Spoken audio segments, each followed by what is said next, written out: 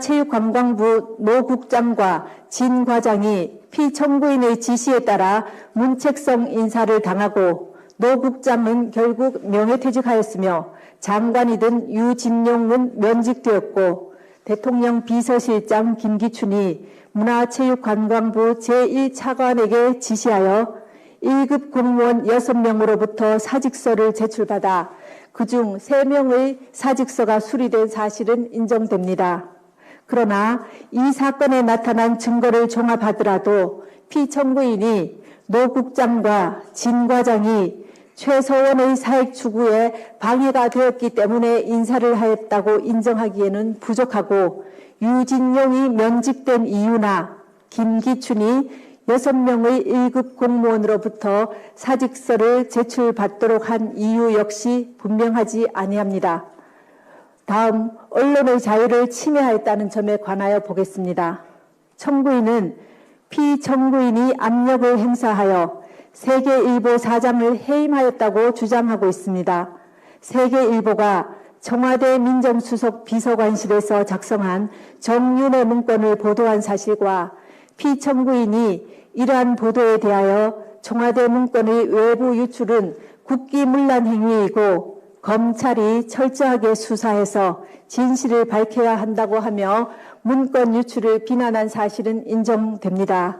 그러나 이 사건에 나타난 모든 증거를 종합하더라도 세계일보에 구체적으로 누가 압력을 행사하였는지 분명하지 않고 피청구인이 관여하였다고 인정할 만한 증거는 없습니다. 다음 세월호 사건에 관한 생명권 보호 의무와 직책 성실 의무 위반의 점에 관하여 살펴보겠습니다. 2014년 4월 16일 세월호가 침몰하여 304명이 희생되는 참사가 발생하였습니다. 당시 피청구인은 관저에 머물러 있었습니다. 헌법은 국가는 개인이 가지는 불가침의 기본적 인권을 확인하고 이를 보장할 의무를 진다고 규정하고 있습니다. 세월호 침몰 사건은 모든 국민들에게 큰 충격과 고통을 안겨준 참사라는 점에서 어떠한 말로도 희생자들을 위로하기에는 부족할 것입니다.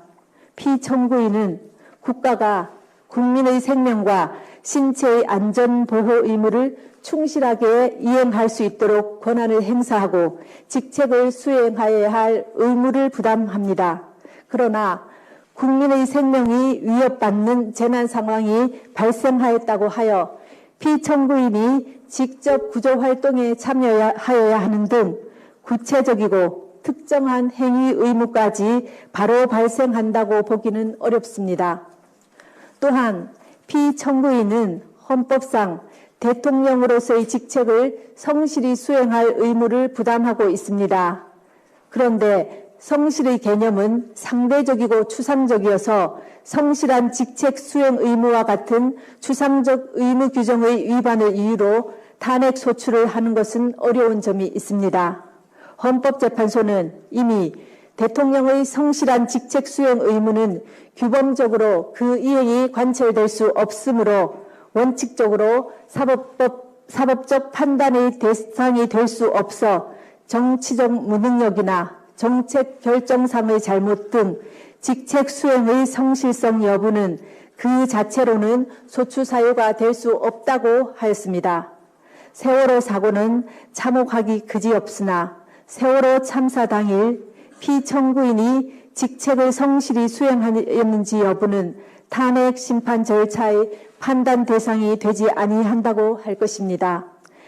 지금부터는 피청구인의 최서원에 대한 국정 개입 허용과 권한 남용에 관하여 살펴보겠습니다. 피청구인에게 보고되는 서류는 대부분 부속 비서관 정호성이 피청구인에게 전달하였는데 정호성은 2013년 1월경부터 2016년 4월경까지 각종 인사자료, 국무회의 자료, 대통령 해외 순방 일정과 미국 국무부 장관 접견 자료 등 공무상 비밀을 담고 있는 문건을 최서원에게 전달하였습니다. 최서원은 그 문건을 보고 이에 관한 의견을 주거나 내용을 수정하기도 하였고 피청구인의 일정을 조정하는 등 직무 활동에 관여하기도 하였습니다. 또한 최서원은 공직 후보자를 추천하기도 하였는데 그중 일부는 최서원의 이권 추구를 도왔습니다. 피청구인은 최서원으로부터 KD 코퍼레이션이라는 자동차 부품회사의 대기업 납품을 부탁받고 안종범을 시켜 현대자동차 그룹의 거래를 부탁하였습니다. 피청구인은 안종범에게 문화와 체육 관련 재단법인을 설립하라는 지시를 하여 대기업들로부터 486억 원을 출연받아 재단법인 미르, 288억 원을 출연받아 재단법인 K스포츠를 설립하게 하였습니다. 그러나 두 재단법인의 임직원 임면, 사업 추진, 자금 집행, 업무 지시 등 운영에 관한 의사결정은 피청구인과 최서원이 하였고 재단법인에 출연한 기업들은 전혀 관여하지 못했습니다. 최서원은 미르가 설립되기 직전에 광고회사인 플레이그라운드를 설립하여 운영했습니다. 최서원은 자신이 추천한 임원을 통해 미르를 장악하고 자신의 회사인 플레이그라운드와 용역 계약을 체결하도록 하여 이익을 취하였습니다. 그리고 최서원의 요청에 따라 피청구인은 안종범을 통해 KT에 특정인 두 사람을 채용하게 한 뒤 광고 관련 업무를 담당하도록 요구하였습니다. 그 뒤 플레이그라운드는 KT의 광고 대행사로 선정되어 KT로부터 68억여 원에 이르는 광고를 수주했습니다. 또 안종범은 피청구인 지시로 현대자동차 그룹의 플레이그라운드 소개 자료를 전달했고 현대와 기아자동차는 신생 광고회사인 플레이그라운드에 9억여 원에 달하는 광고를 발주했습니다. 한편 최서원은 K스포츠 설립 하루 전에 더 블루K를 설립하여 운영했습니다. 최서원은 노승일과 박헌영을 K스포츠의 직원으로 채용하여 더 블루K와 업무 협약을 체결하도록 했습니다. 피청구인은 안종범을 통하여 그랜드코리아 레저와 포스코가 스포츠팀을 창단하도록 하고 더블유K가 스포츠팀의 소속 선수 에이전트나 운영을 맡기도록 하였습니다. 최서원은 문화체육관광부 제2차관 김종을 통해 지역 스포츠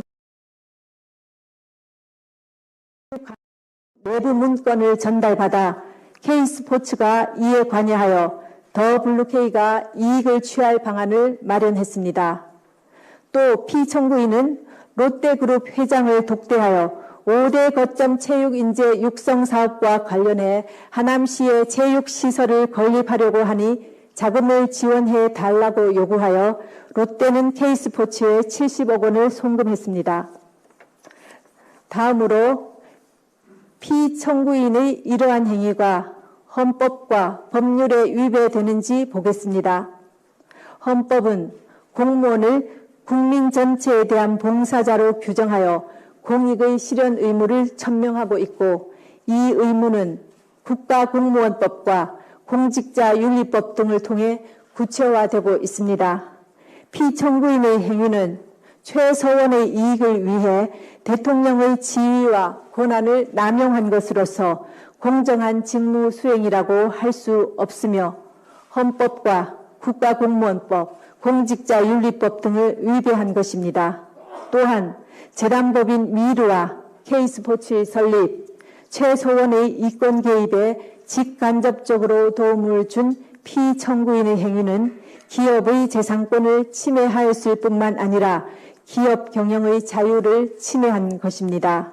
그리고 피청구인의 지시 또는 방치에 따라 직무상 비밀에 해당하는 많은 문건이 최서원에게 유출된 점은 국가공무원법의 비밀 엄수 의무를 위배한 것입니다.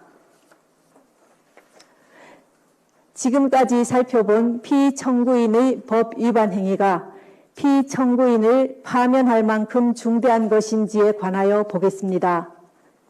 대통령은 법과 법률에 따라 권한을 행사하여야 함은 물론 공은 투명하게 공개하여 국민의 평가를 받아야 합니다. 그런데 피청구인은 최서원의 국정 개입 사실을 철저히 숨겼고 그에 관한 의혹이 제기될 때마다 이를 부인하며 오히려 의혹 제기를 비난하였습니다. 이로 인해 국회 등 헌법기관에 의한 견제나 언론에 의한 감시 장치가 제대로 작동될 수 없었습니다. 또한 피청구인은 미르와 K스포츠 설립, 플레이그라운드와 더 블루K 및 KD 코퍼레이션 지원 등과 같은 최소원의 사익 추구에 관여하고 지원하였습니다. 피청구인의 헌법과 법률 위배 행위는 재임 기간 전반에 걸쳐 지속적으로 이루어졌고 국회와 언론의 지적에도 불구하고 오히려 사실을 은폐하고 관련자들을 단속해 왔습니다. 그 결과 피청구인의 지시에 따른 안종범, 김종, 정호성 등이 부패 범죄 혐의로 구속 기소되는 중대한 사태에 이르렀습니다. 이러한 피청구인의 위헌 위법 행위는 대의민주주의 원리와 법치주의 정신을 훼손한 것입니다. 한편 피청구인은 대국민 단화에서 진상규명에 최대한 협조하겠다고 하였으나 정작 검찰과 특별검사의 조사에 응하지 않았고 청와대에 대한 압수수색도 거부하였습니다. 이 사건 소추와 관련한 피청구인의 일련의 언행을 보면 법 위배 행위가 반복되지 않도록 하여야 할 헌법 수호 의지가 드러나지 않습니다.